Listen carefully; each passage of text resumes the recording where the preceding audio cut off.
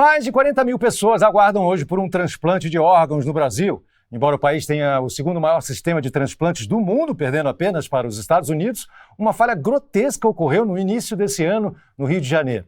6 pacientes transplantados foram infectados com HIV depois de receberem órgãos oriundos de 2 doadores soropositivos. O erro ocorreu nos exames de sangue realizados pelo laboratório privado PCS Saleme, localizado em Nova Iguaçu, que funcionava sem licença e acabou sendo fechado. O caso é investigado pela Polícia Civil do Estado, pelo Ministério Público do Rio e pela Agência Nacional de Vigilância Sanitária, a Anvisa. A gente conversa agora com a coordenadora da Comissão de Infecção e Transplantes da ABTO, Associação Brasileira de Transplante de Órgãos, Lígia Pierrotti. Doutora Lígia, muito obrigado pela sua participação. Primeira coisa que a gente gostaria de lhe pedir é para nos explicar, por favor, como é realizada a checagem dos doadores e dos órgãos a serem transplantados para saber que eles estão 100% sem uma contaminação. Obrigada, boa tarde. O processo de doação, ele começa com a identificação de um potencial doador nos hospitais.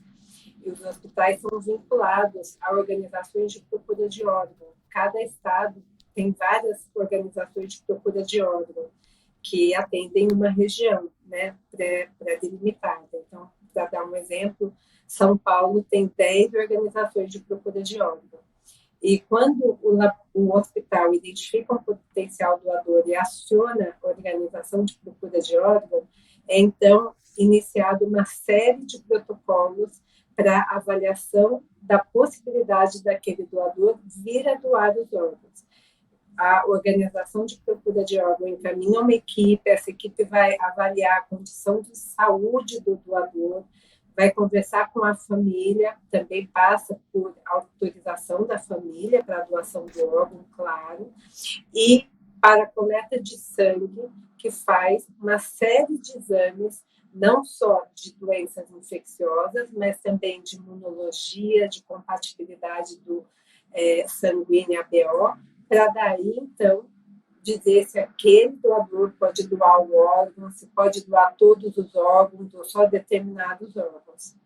E o rastreio das infecções, ele é feito com sorologias, todos com sorologias, e é feito para a infecção do HIV, para hepatite B, para hepatite C, doença de Chagas, HTLV, em muitas situações também para toxoplasmose, para citomegalovírus.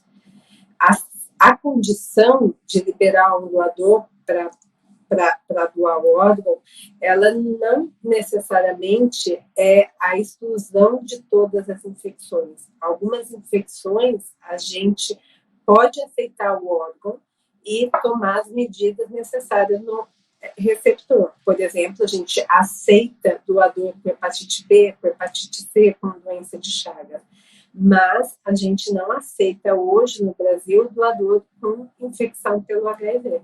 Então, foi isso que nessa situação ocorreu, né? Porque os doadores foram colocados para a equipe de transplante como HIV negativos e, na verdade, eram HIV positivos. Sim, o sistema brasileiro de transplante ele sempre foi à prova de suspeitas, né? Sempre foi considerado um sistema de muita excelência, bastante avançado, até comparado com países mais desenvolvidos do que o Brasil. O que pode ter levado a um erro desse, assim, então, porque as pessoas entram na fila, estão passando por uma situação tão extremamente vulneráveis, necessitando uma troca de órgão, um transplante de órgão e tal. A fila é grande, você não sabe se você vai viver tempo suficiente, aí você vive tempo suficiente, chega o órgão e o seu órgão está contaminado com HIV. Quer dizer, o que pode ter levado para esse tipo de erro tão grosseiro, né? E eu gostaria que a senhora também falasse um pouco sobre essa excelência do sistema de transplante, para que a população, de forma em geral, entenda que a gente está falando de uma exceção e não de algo que seja corriqueiro dentro desse sistema, por favor.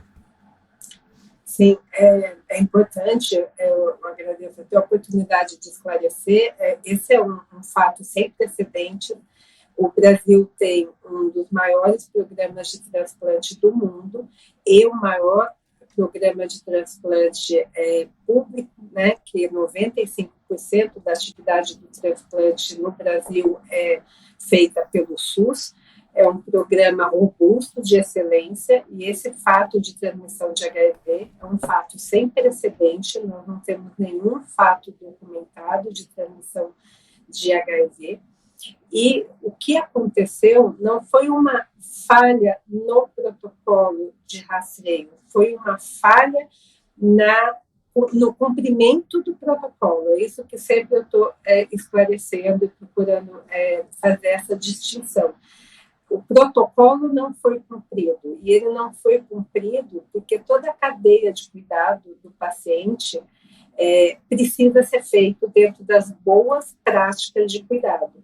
E isso vale para as boas práticas de cuidado dentro do hospital, onde o doador é reconhecido como potencial doador, dentro do laboratório, onde os exames vão ser feitos, dentro do hospital, do centro transplantador, onde a cirurgia do transplante vai ser feita. Todo mundo tem regra, todo mundo tem que seguir a regra.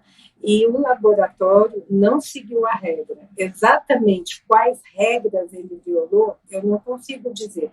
A gente já viu várias nas reportagens, desde assinatura de laudo com uma pessoa que não era biomédica, suspeita de falsificação de laudo, suspeita de não seguir as recomendações de controle de kit. É impossível dizer hoje quais as irregularidades, mas a falha foi o não cumprimento do protocolo. E isso que precisa agora ser verificado. Então, doar é um ato de seguro e receber o transplante é um ato seguro. É muito conversado com os pacientes que estão em lista das medidas todas que são feitas para diminuir o risco potencial de transmissão de qualquer doença. Tá certo, doutora Lídia. Muito obrigado pela sua participação. Obrigada.